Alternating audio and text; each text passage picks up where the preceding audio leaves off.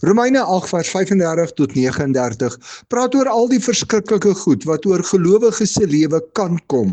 Hier word gepraat oor lyding, benoudheid, vervolging, honger, om sonder klere te wees, gevaar en swaard. Mense wat deur God vrygespreek is, kan dus so slagskape elke dag met die dood bedreig word.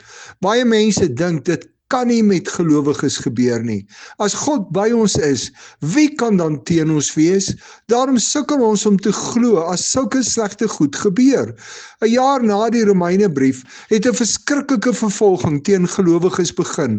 Hulle is vir die leeu's gevoer, met teer gesmeer en aan die brand gesteek as straatligte.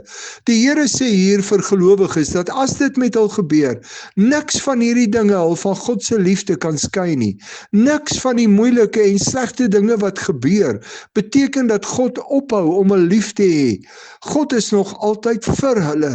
Daarom hoor ons dat selfs al gebeur die moeilike dinge met ons deur Christus wat ons lief het, meer as oorwinnaars is. Niks wat met ons gebeur kan ons skei van die liefde van die Here vir ons nie. Dis juis in sulke tye dat die krag van God in ons lewe gesien word. As moeilike, onverstaanbare dinge met ons gebeur, moet ons nie oor God begin wonder en aan ons geloof twyfel nie. Nee, dis 'n geleentheid waar ons en ander op nuwe maniere God se krag in ons lewe kan sien en ons meer as oorwinnaars maak. As niks wat gebeur jou van God se liefde vir jou kan skei nie, kan God so met jou die pad loop, dat hy selfs in die donker tye vir jou kan wys dat hy by jou is en vir jou is, en dat selfs nie eers hierdie donker jou van sy liefde kan skei nie.